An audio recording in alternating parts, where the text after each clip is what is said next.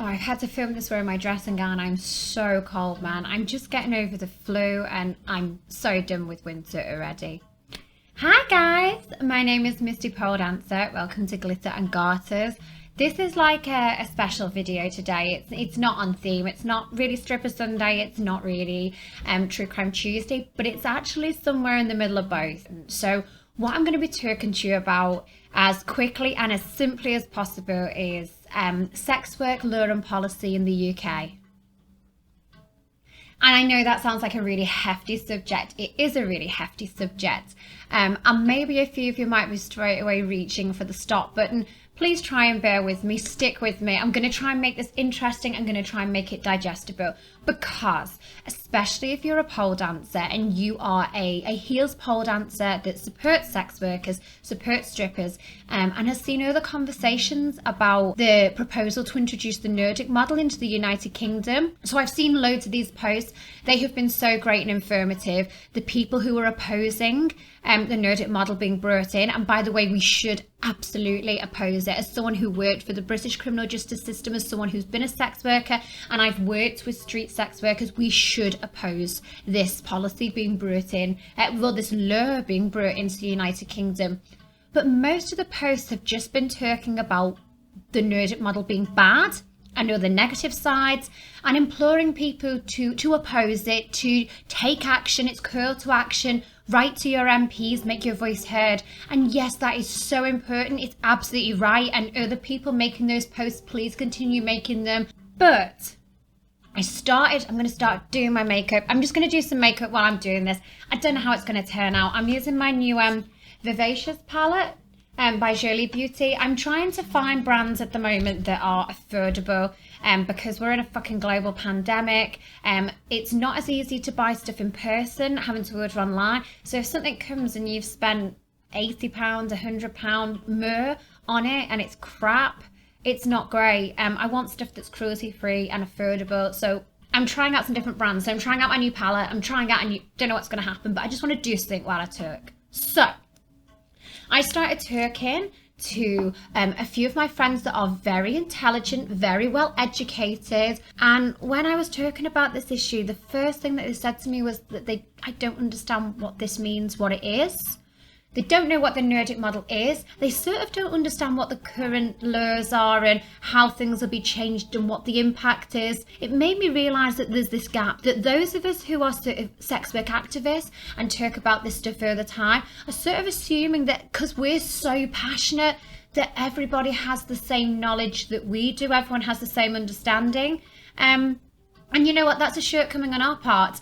But there's a lot of people who are super supportive of sex workers and sex work rights, who really want to get involved. But asking people to write to their MPs, while there are people who don't actually really know they don't understand, they don't know what it means, that's a huge ask. And these people are so lovely that they don't want to ask the emotional labour of sex workers who are already under attack, are being victimised, are already hurt and upset. So there's a lot of people who are sitting sort of wanting to do something, but also not really understanding what it is people are talking about. So I thought, having had to do a whole fucking module on law and policy as part of my criminal justice training, and actually writing one of my major assignments on law and policy of sex work in the UK, I've got this knowledge, I've got the time, I'm on quarantine, I've got the equipment. Let's sit down and try and explain this to people in a really easy to understand way so that it's more accessible. Because again, I talked about this in the video I'd done for Friday and the video I'd done for True Crime Tuesday. Knowledge is power. Especially as women, we've historically been excluded from politics, from law. We were told it wasn't for us. We weren't even allowed in. In the last True Crime Tuesday video that I did, the first woman who sat as a judge was 1963. Women were not even allowed to be in the criminal justice system until 1920. So the more knowledge that we have and the more confidence we have that we understand that MPs work for us and we have a right to write to them, we have a right to approach these people and say, listen, I want you to hear me speak. I know there were some people who wrote to their MPs and got fobbed off with, well, we work closely with academics and the police and the communities. I really think this is a great idea. And again, if all you are going to your MP with is this small bits of information that have been posted on Instagram or Facebook and not really understanding actually the structural, institutional problems that are affecting how sex work in the UK is being policed, you're not armed. Knowledge is power. We need to be armed. Okay, so first of all, what is the difference between law and policy? Law has the power to prohibit or compel, and law has the backing of the criminal justice system in order to reinforce the instructions to compel or to prohibit, okay? So basically, the law is your ma. The law can tell you that you have to tidy your room. You are not allowed to go to that bitch Kathy's house. She's trouble. You have to be back by 10 p.m, okay? Your ma then has the power when you fail to be compelled or to be prohibited to get your dad. And so your ma gets your dad in, and your dad takes your mobile phone away, equivalent to taking a driving licence away, or similar that we do in the criminal justice system, to tell you you're grounded for a week. Custody, power to use custody, that you are going to be washing them dishes or mowing that lawn for the next month, a young lady. Community service in it, or what we call RAR days, rehabilitation days, but basically doing activities for the community. So if you think of it that way, it's a really nice, easy way of remembering about law. Law's your ma, the criminal justice system is your da. Law can get the criminal justice system to deliver consequences to failing to obey them laws, okay? Now, policy is a little bit different. You will have probably most commonly heard of policy in terms of company policy. So I'm really sorry, Karen, it's company policy. So policy, when it comes to criminal justice or when it comes to the government, they're normally called strategies. So if you see something that's like an equality strategy or a particular, so in the case of sex work, it's exit strategy. Policy is normally underwritten with legislation. So, what's legislation? Legislation normally comes from higher up, and legislation guides our governments, okay? So it's what governs our governments. It means that if our governments are creating law, that it has to follow this legislation. It has to be underpinned by it. A great example of this would be there wasn't previously a policy in place for how we dealt with transgender individuals within the criminal justice system. So if a transgender individual committed a crime that meant they were going to be given a custodial sentence, there was no policy in place, there was no guidelines in place as to how those individuals deserve to be treated. It sort of ended up becoming the discretion of the judge, and you are risking putting people in huge amounts of danger. So following the Equality Act 2010, that stated that transgender individuals could not be discriminated against on the basis of being transgender, it meant that the criminal justice system had to create the transgender strategy, which meant that there were proper guidelines put in place. So it couldn't be a case of one judge you got did not believe in transgender people, because as horrible as that is and abhorrent to most of us, let's face it, we know that just because someone's a judge, it doesn't mean they're above being bigoted and discriminatory. So if someone didn't believe in transgender, says man on your birth certificate, you're male prison. That's fucking disgusting, right? So this is where policy is really important. And policy does have consequences. So people can lose their jobs over not obeying policy. It's a statement of intent of what an organisation or a company or an institution, how they're going to behave in a particular circumstance. So, policy does influence law, and laws are sometimes changed and altered on the back of policy. Policy is always being made and remade. As society's being made and remade, it's renewed and it's reviewed in the face of things like serious case reviews that I was talking about in my True Crime Tuesday video. Just because things happen in the wider context of the macrocosm, you know, in global events, which mean the experts, academics, people at the top of the criminal justice system, politicians, start to look at what we've got in place. It can be preventative as the world evolves, because we know that the world is evolving at a really quick rate, especially with the introduction of the internet and other technological advances. So, sex work is it's a difficult one for criminal justice practitioners and for politicians, because it's part law, it's part policy. Where does it fit? It don't really fit in anywhere. So for other things, like, for example, dealing drugs is just illegal. Just wherever you are, it's illegal. You can't do it, it's wrong. There's no circumstance where giving someone a bit of crack for free is okay. It's not like if you sell crack, it's bad, and if you give it to someone for free, it's great and no one cares. Like, that's not how it works. You're not allowed. You're not even allowed to have them in your possession. Are you allowed to have sex?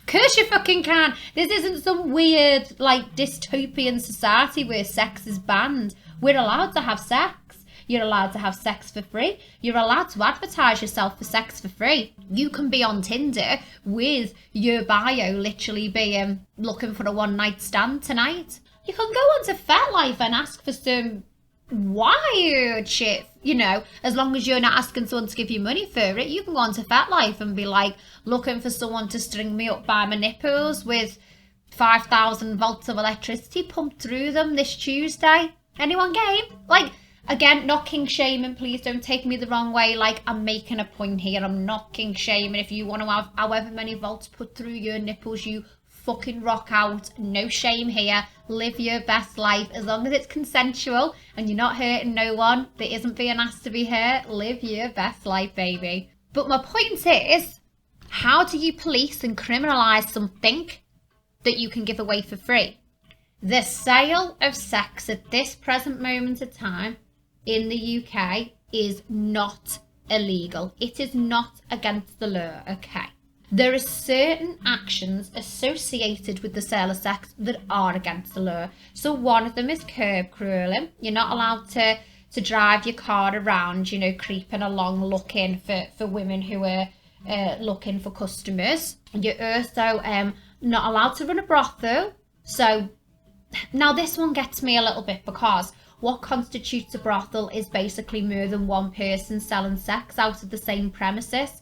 And that annoys me, because I think, well, all these people who bang on about safety for the women, are these ones who are against sex work and want to introduce the Nordic model, and they bang on about, like, safety for the women. Surely it's safer for two women to be working out the same flat together and to be looking out for each other and protecting each other.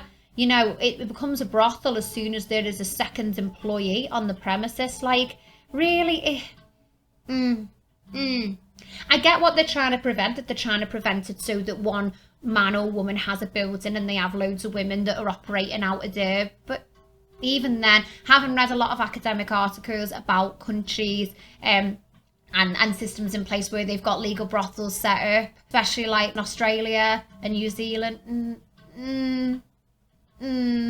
it's also illegal to advertise yourself in a phone box. So if you're a sex worker and you go and put your adverts up in phone boxes, do you remember them? You can get arrested for that. That's against the law. Now, this gets me because I was watching YouTube videos of, you know, gamers with my son. I've got a nearly 13-year-old and he's obsessed with all them gamer YouTubers. And one of them's called Cadicarus, and I really enjoy his videos. He's really wholesome. He's a nice guy. I like that wholesome masculinity, you know what I mean? It's a good influence for my son at that age. And he was, in one of his videos, showing the old PlayStation 2 magazines. So he was showing, you know, flicking through them, and he was talking about how the magazine changed as, like, the lad culture came into gaming, you know, with like Call of Duty and FIFA. And he was showing how suddenly the PlayStation 2 magazine had like all these adverts in it, basically for escorts and for being able to ring up and do the sex chat lines and being able to download strip shows to your mobile phone. I did one of them when I worked in Metropolis in like 2006. A fella came in and paid us £500 each and they filmed us. And we were doing like shower dances and pole shows and strip shows to be downloaded to mobile phones. So someone somewhere will have paid money from one of them PlayStation 2 magazines to get one of them strip videos, and it will have been me. Just thought I'd share that with you. My claim to fame. But my point is that the reason given that it's illegal to put these adverts into phone boxes is because children can see them, children can access them.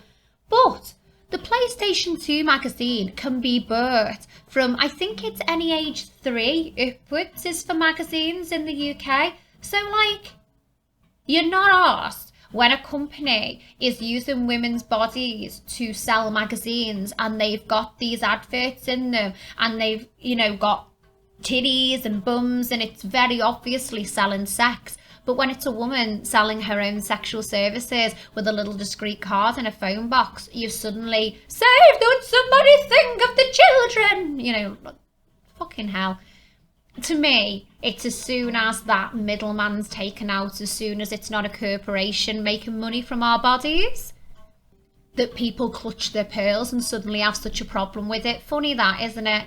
Again, it makes me very suspicious that any of these people give a single shiny shite about women being safe and the women involved. It's about seeing them cards in the phone box and being offended by it, because it's not like middle class white women, is it, that are opening the PlayStation 2 magazine. They're just leaving that with little Timmy in his bedroom who's probably having a little sneaky wank over it. But when they're in a phone box and have to see it, I mean, why is that lure even still in place? Who uses a phone box? Most of them are like got defibrillators in now and all other mad shit. Anyway, I'm going off on a tangent.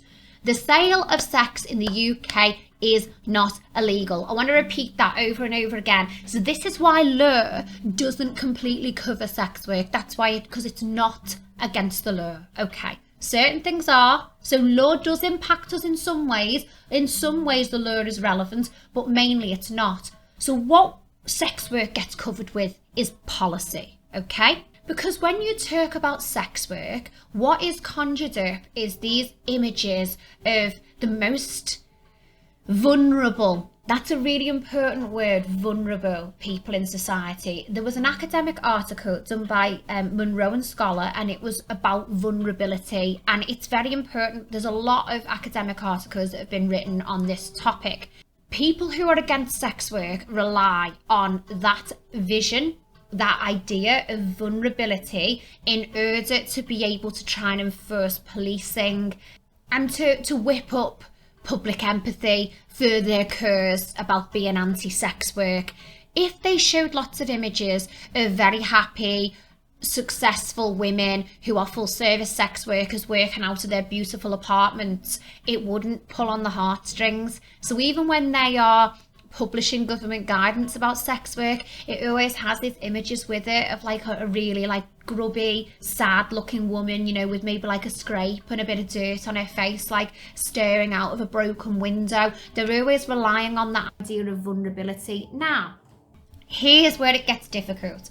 Don't get me wrong, there are a lot of women working in full service sex work, particularly street full service sex work, who are vulnerable.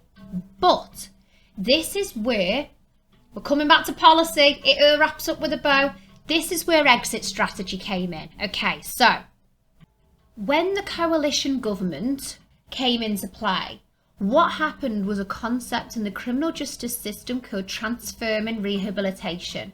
And we learned a long time ago that it served the criminal justice system better to focus on the rehabilitation of people who had high recidivism rates, which means that they keep committing the same crimes over and over again. That it was best to deal with rehabilitation, because it was amazing that like the government seemed to realise that people who were really disadvantaged socio-economically kept committing crime, because putting them in prison didn't solve the problems that were causing them to commit crime in the first place. I mean, shit the bed, can you imagine?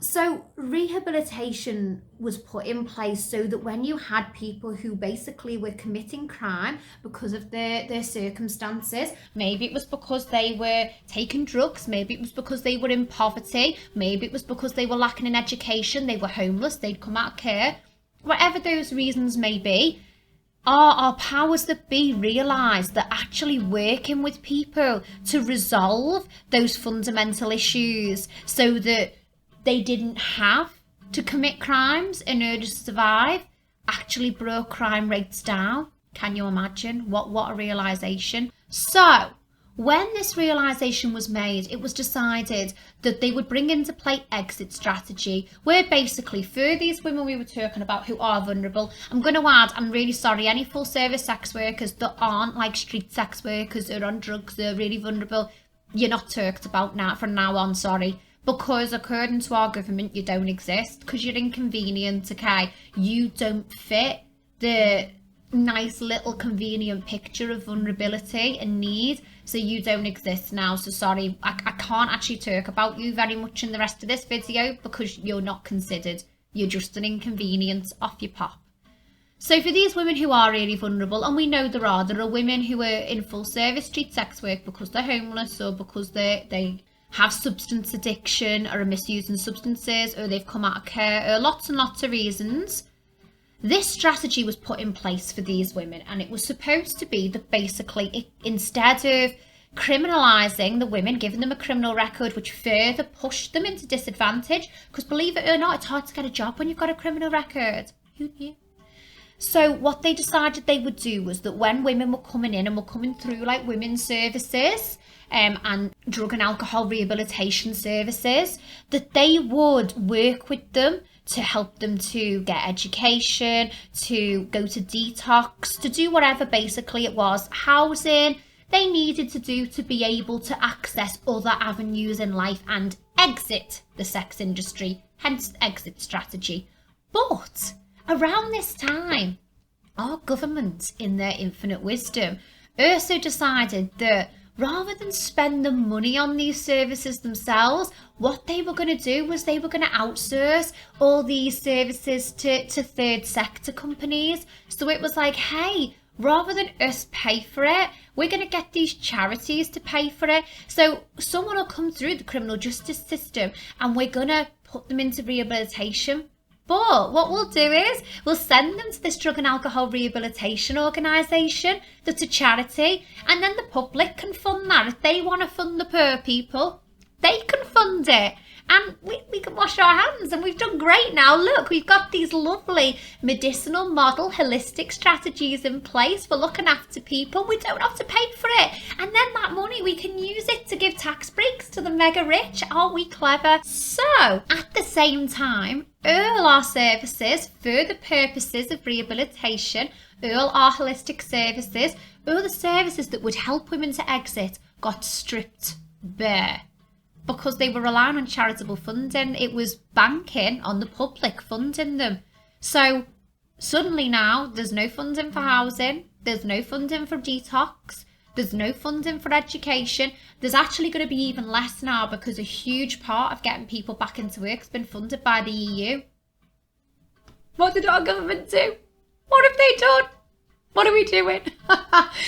I'm laughing not because it's funny, but because the whole thing's such a joke. So we've got this policy in place, this strategy that states we're encouraging exit from the sex industry. Now, when I say about policy and strategy, I don't just mean that this is suggested, it's forcibly pushed. So when I was working for the criminal justice system, we had team things that we did once a month where we could have guest speakers come in, and I had been lucky enough to go and do attend this amazing talk by the Red Umbrella Project, and it was hosted at the main police headquarters in Liverpool. So I got to go in there and attend this talk that was educating police officers on the realities of sex work, overcoming their potential personal stigma. It was absolutely fantastic. It was amazing. I'd like to put a link to the Red Umbrella Project with this video because they are just an amazing organisation. And so I spoke to my manager and said, I attended this amazing talk. I think it would be really good for our staff who work with potential sex workers or with people whose victims might be sex workers to attend this talk. I think everyone could learn from it.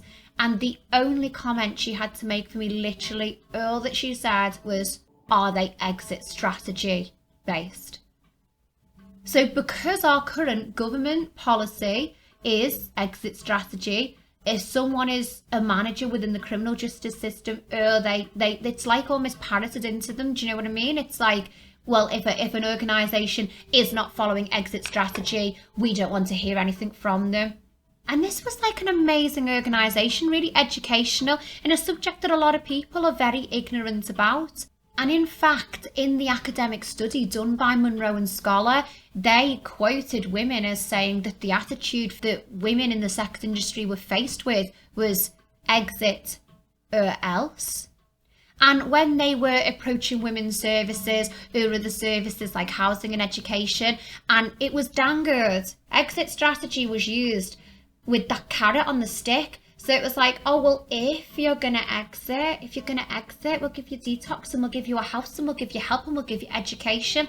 And if the women were like, I'd like those things, but I'm not necessarily going to exit. Or if they failed, if they tried and were like, oh, okay, yeah, that sounds good. And then they failed and ended up working again. It was like, you didn't exit. Take the things away. Take the toys away from the naughty kids. Like, it's super fucked up. It's just used as a way to try and bribe women out of what is seen as like morally reprehensible and what people don't like and don't want them doing. It's like bribing you to meet their moral standards. So let's get on to the Nordic model. Now, again, having worked in criminal justice and carrying on from the conversations we had before, our criminal justice system is grossly underfunded, okay? We don't even have the money at this present moment in time to properly rehabilitate and monitor and manage the people that we have in it at the moment. We can't get housing for incredibly vulnerable people who are in the community, because don't forget, we're talking about this vulnerability and people enjoy applying it to sex workers, going, oh, poor sex workers, they're so vulnerable. But as soon as you're talking about a fella, who's been breaking into houses, it's like, it's funny how vulnerability only applies to women when they're doing something with their own bodies, isn't it? And then when it's fellas who actually are incredibly vulnerable but are committing crimes that don't involve their genitals, people are just like, lock them up, throw away the key. So, what the Nordic model proposes to do is criminalise the purchase of sex. The Nordic model relies on the tenet that sex work cannot be work, that all purchase of sex is an act of violence against women, and that those that engage in this act of violence must be punished, that removing the supply means that there will be no demand, and therefore all workers will have no choice but to exit the industry, as all their customer base will either be in jail or have been punished or will be properly educated to the wrongs of purchasing sex, and it won't be something that happens within society anymore. It doesn't make any sense. How are you policing this? And if you do arrest someone for soliciting sex, for paying for sex, how are you punishing them?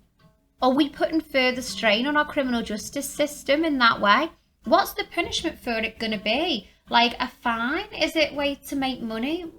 What's that achieving? We've got a rehabilitative criminal justice system. That's the model we follow, is rehabilitation. How are you rehabilitating someone from buying sex? By fining them? You're going to put these people on the sex offenders list. What do you think that's going to achieve? A sex offenders list is for people who are dangerous. What gets me is that there are women out there that are desperately trying to get justice for rape and sexual assault. There are women out there saying, I didn't consent. and getting no charges, being told, did you though? Did you? Having to be dragged through court and traumatised, as I talk about in my True and Crime Tuesday video, you know, having their underwear held up in court, being questioned like why they didn't take evasive action, you know, being told that they're making fuss for one night of fun. When we've got women out here who are literally fighting to have their actual cases of sexual assault investigated and for justice to be brought, why are we then taking that autonomy away from women who are saying, no, I consented to this, he gave me money, I'm all right. But no, but you're a victim. Did you consent though? No, you're a victim. You're too vulnerable to know. You're too vulnerable. He's taking advantage of you, giving you money. We're going to put him in prison, okay? We're going to criminalise him. No, don't do that. Don't do that. That's not helping me. He's my customer. He's fine. I consented. But he gave you money, so that takes your consent away. What the fuck? So right.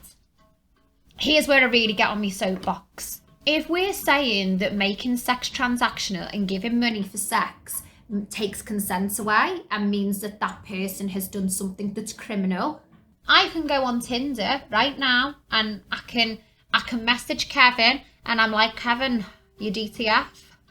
And Kevin's got it on his bio, he's like, yeah, I'm DTF. And I'm like, okay, Kevin, but you know what? To get me a bit spicy and in the mood, I always have to have a Chinese banquet and a bottle of Moët. So you bring me Chinese banquet and a bottle of Moët because that's what gets me in the mood, and I am a DTF, okay? So Kevin comes. I hope he does anyway. Wait. Sorry. So Kevin shows up at my house and he brings me Chinese banquet and me bottle of Moët because, you know, I'm a fussy bitch and that's what gets me in the mood, right? Technically, that's an exchange of goods for sex. So if I then chose to, am I going to ring the coppers and be like, Kevin just gave me Moët and a Chinese banquet in exchange for sex. He's a punter. Come nick him. Come nick him. What about all these marriages where women are stay-at-home mums because their partner is earning the money, and then all these things you see online that are like, you shouldn't refuse your husband. You shouldn't refuse your husband, or, you know, when the woman's a bit tired and can't really be arsed, but, you know, husband's had a few beers and they're like, oh, that phrase, just lie back and think of England, was literally created with this scenario in mind where a spouse, male spouse, husband, wants sex and the woman doesn't really.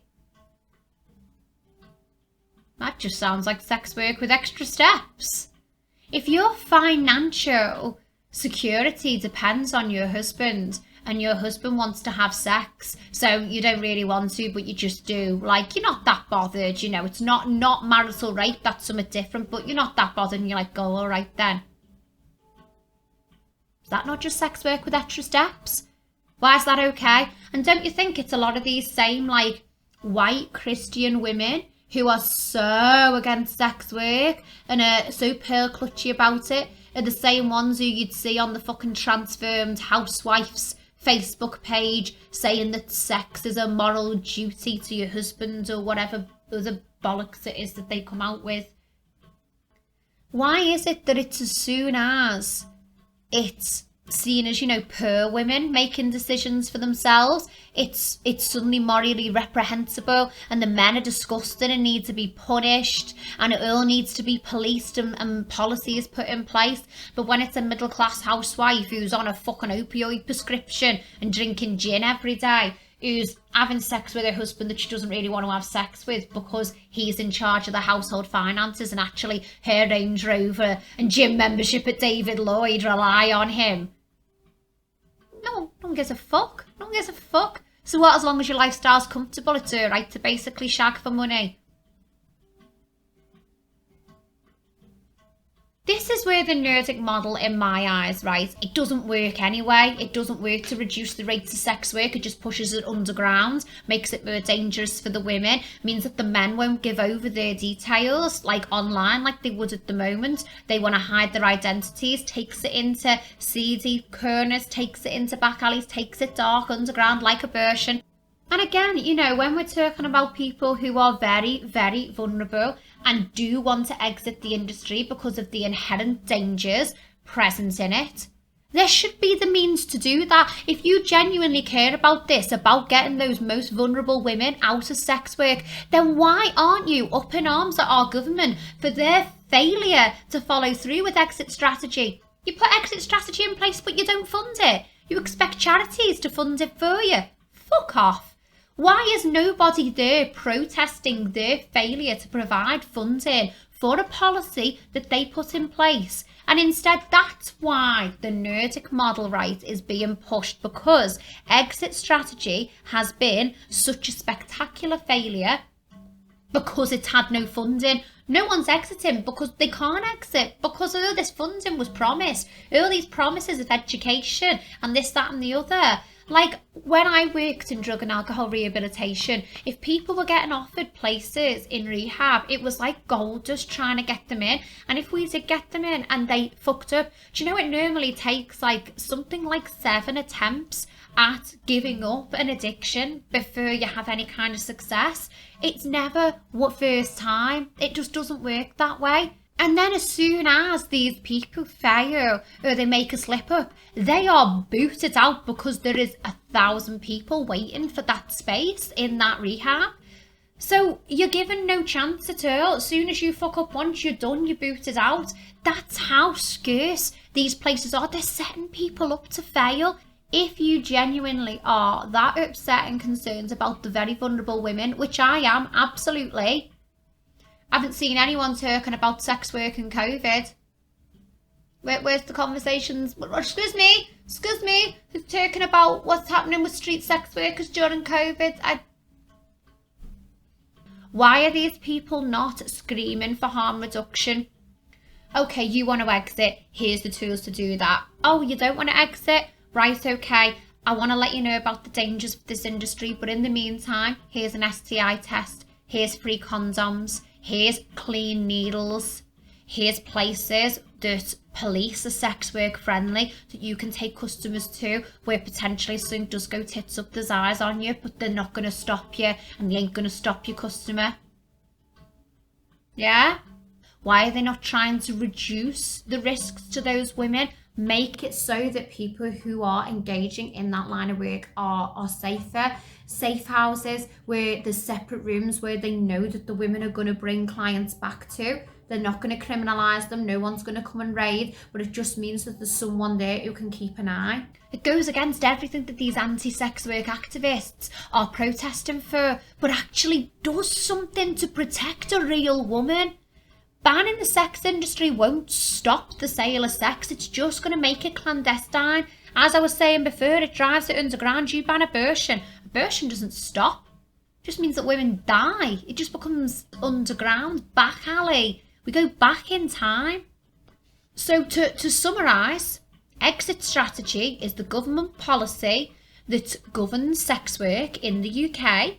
The aggressive blanket enforcement of this strategy or policy without adequate funding has meant that it's been an abject failure, because women who were wanting to exit have been denied the ability to do so by the lack of resources, funding and empathy available to them and their situation, and the heavy-handed way that this strategy has been pushed on women who didn't want to exit but needed support and harm reduction and help has meant that these vulnerable women that people are meant to be so concerned about have been ostracised and pushed out of support services. As it stands in the UK, the sale or purchase of sex are not illegal acts in and of themselves. They are not covered by law.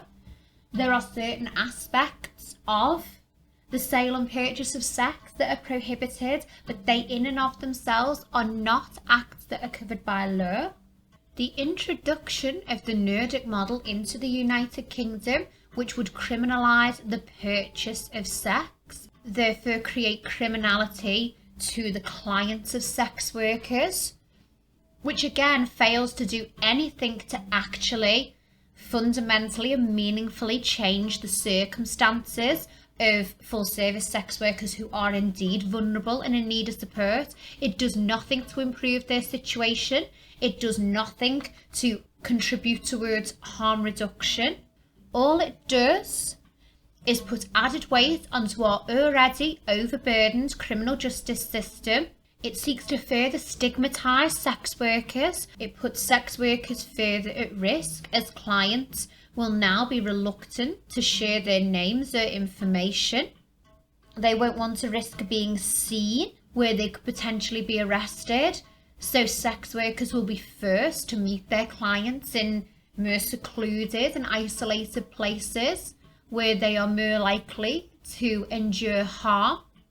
And focusing conversation purely on the negative aspects of the Nordic model allows the government to deflect attention away from the failure of their strategy due to yet again their policies of putting profit above people, of contracting services out to private companies or relying on the charity of the third sector.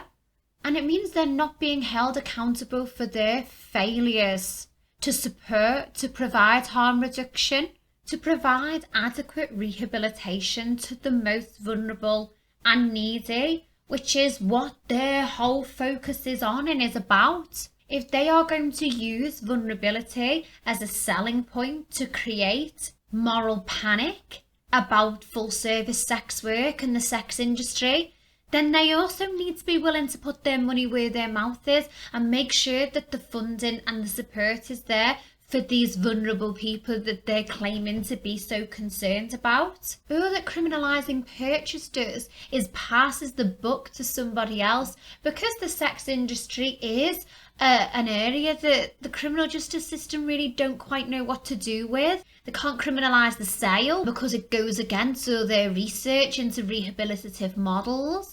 But they also really don't like it. They don't like the idea of selling sex. There's something about it that makes them feel really morally repugnant and uncomfortable. So if they pass the blame, as it were, onto people buying it, and they demonise those people and other them and make them out to be bad, and they can put a label on them and criminalise them, and they can be dealt with by the law, then it makes them feel like they're doing something about this. Especially when put under the weight of pressure from anti-sex work activists, particularly SWERFs. But really, this is just another version of Boris Johnson hiding in the fucking fridge. The government have got angry activists who want something done to save these poor vulnerable sex workers on the street, and they don't actually want to have to put any money into providing meaningful services. So passing the buck onto the people who are purchasing sex and making them the folk devil is just another version of our government going and hiding in the fridge rather than actually doing anything meaningful or brave when it comes to the sex industry. Because legalising the sex industry, particularly brothels, in a safe and regulated way would be quite an act of bravery. It would go against the moral sensibilities of a lot of middle-class, middle-aged white women, which are one of the largest voting demographics. It would definitely take a change of government and a huge change in who our MPs are listening to, because at the moment the voices that get heard, the police, organisations, academics, people within criminal justice and services, it's all those same middle-class, middle-aged white voices, until they actually start listening to working-class academics, to working-class people working on the ground in those industries, not the people sitting at the top who've never actually worked on the streets with street workers, who've sat in prisons and talked to the lads who were in custody, who've sat in rehab rooms with people who are clucking because they're trying to come off drugs. Like, until they're talking to people who've sat and held someone's hands in those lived experiences, they're never going to learn, because who they're talking to are people who sit in ivory towers and write research and go and ask questions of other people who look like them and draw conclusions without ever getting their hands dirty, who are working amongst, the peasants. Our voices matter. We've got knowledge, we've got power, and as we saw in the case of Gina Martin, you can't rely on MPs or the criminal justice system to have our best interests at heart. Sometimes we have to arm ourselves and we have to fight, and we need to do that well informed and with knowledge. So I really hope that this video has maybe given some people some more knowledge, some more information, and maybe a little bit of a fire to go and write some angry emails, go and take part in some of the clinics that happen with your MPs where you can go and put concerns across to them. Don't be afraid, be brave, our voices count and we matter. I really hope that you've enjoyed this video and found it informative. It's been a really hard video to do. It's such a hard topic trying to cover in such a short space of time and in a way that's accessible for lots of people. And I really hope that some people have just learned a little something, feel a little bit empowered, feel a bit more armed with knowledge. That's fantastic. And the makeup I've had a nightmare with today. I really love this new palette, the Vivacious palette by Jolie Beauty. I think I got it in the sales for like £25 and love the colours, wonderful palette. Nothing to do with the palette, I just wasn't having a good time doing my makeup today. It happens some days. To be fair, doing like a blended cut crease while talking about law and policy might have been a little bit ambitious. Probably should have just gone for a simpler makeup look. Little bit ambitious there, but I feel like I've pulled it together. Yeah, I feel like I'm looking pretty good. That's okay. It just gives me something to do while I'm talking to you and playing with mascaras. I hope you've enjoyed this video today. If you have enjoyed it and what I have to offer, I highly recommend hitting that subscribe button. You can also follow me on Instagram at Misty Pole Dancer, and I do my standard stripper Sundays where I talk about my life and experiences as a UK stripper, and also True Crime Tuesday where I take my knowledge and expertise from having worked in the criminal justice system and talk about various true crime cases with a real focus on the victims, on the underrepresentation of women within policing, the criminal justice system, law, government and policy making. And we'd really talk about failings and how crimes are investigated in the law and policy pertaining to women and sex workers, and have conversations beyond the superficial and beyond the perpetrator. So if that sounds like something you'd enjoy, give me a follow, give me a subscribe, give me a like, give me a comment, give me a way. Please stay safe and take care of yourself. It's a very hard time with this lockdown Mark 3. Stay at home, wash your hands, try and do those good things to take care of yourself. Stay hydrated, be kind to yourself, and hopefully I will see you again very soon. Bye!